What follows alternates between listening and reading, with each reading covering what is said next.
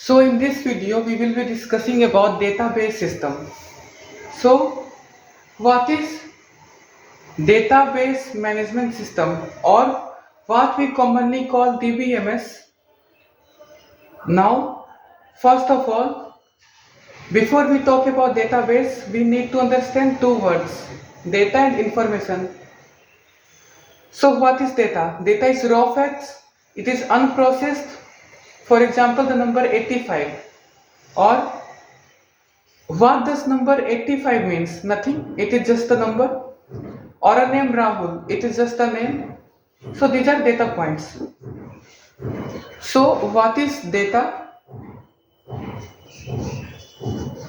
Data is raw, unprocessed fact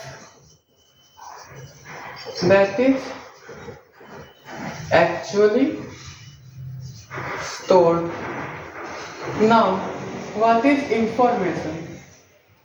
So, information is what you get when you process data and give it a meaning. So, when I say Rahul is scoring 85 marks in mathematics, this has a meaning, right? So, this is what we call information. So, information is result of processing raw data and the meaning is understood by user. Right. Now, what is data management? The generation, storage and retrieval of data is very important. We need systems to handle data properly so that we can turn it into useful information. So what is data management?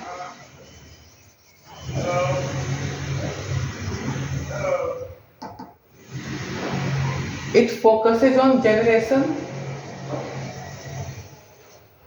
storage and of data. Right. Now, the data management is the generation, storage and retrieval of data, and this is important because we need systems to handle data properly so that we can turn it into useful information. Now, before database existed, how did organizations store data? They used something called file processing system. So every department would maintain its own file. The HR department has a file for employee, the sales department has a file for customer, and the account department has a file of its own, and so on. But there are some problems with this approach. So there are some limitations of processing system. Limitations of processing system. First is redundancy. Second is data inconsistency. And third is lack of data integration. So what these three mean one by one? Redundancy means repetition. If the employee's address is stored in HR file and also in payroll file and also in accounts file, so it is the same data written in three different places. So this is very useless and wasteful. It takes up unnecessary space. Right.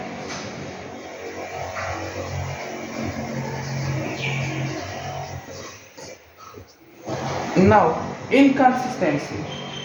So here what gets worse. Suppose Rahul changed his address. Someone updates in HR file but forget to update in payroll file. So now you have two different addresses for same person. And which one is correct? Nobody knows.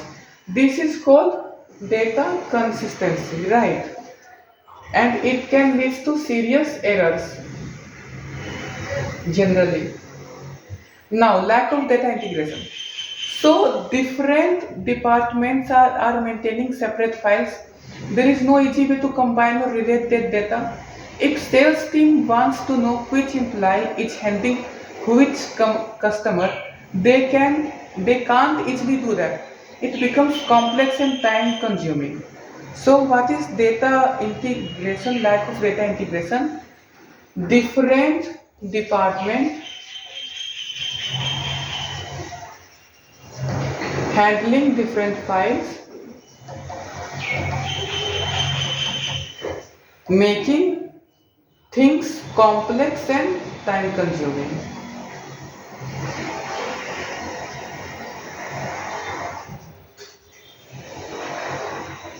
Right. And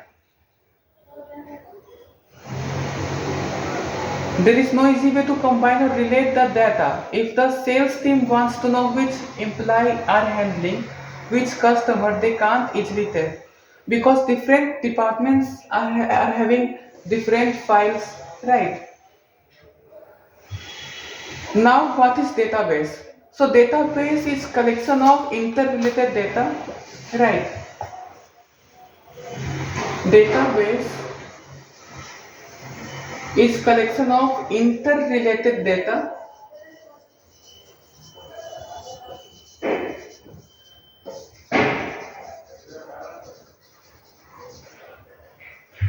and the keyword here is interrelated.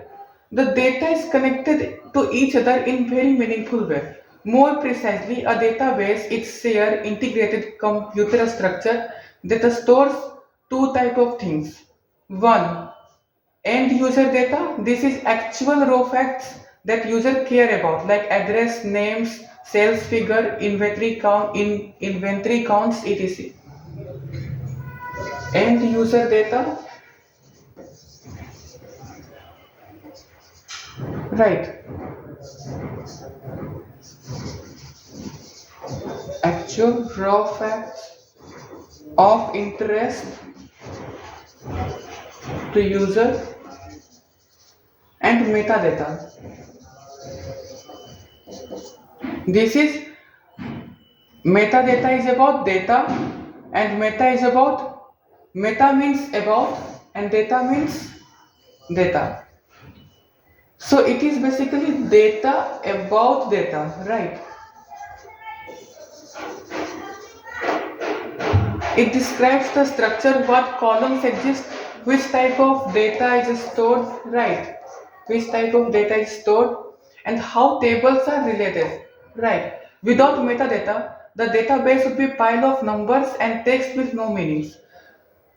Database is like an organized library. The books are the data and catalog system that tells you where each book sits, which subject it belongs to, who wrote that. That is what we call metadata. And database is not just for one department. It is for entire organization. All departments share same database. Right. Now, final thing, what is DBMS? Right.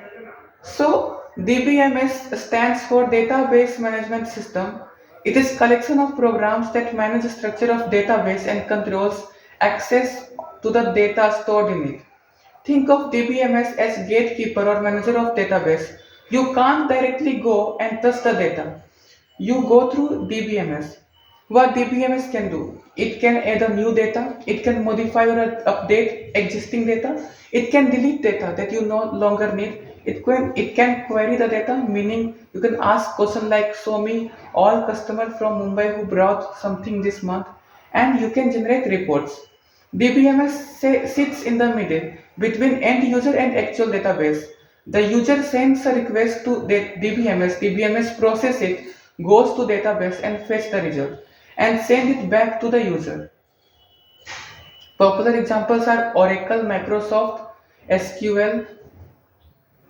Types of database. Single user database. This supports only one user at a time. If you are using a small personal database on your laptop, this is single user or desktop database system. Multi-user database supports multiple users at the same time when it supports a small group like a team in one office, it is called work group database.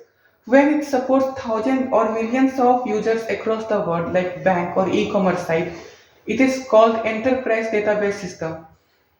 Based on location, centralized database system store all data at one single place and all access goes to one central server. While distributed database system has data spread across all multiple locations. The same data can be replicated, copied at different servers. So if main server goes down, the backup server still has the data. This gives us high availability and reliability, and this is what big companies like Google and Amazon use. Now we will see in the next video about the further topics.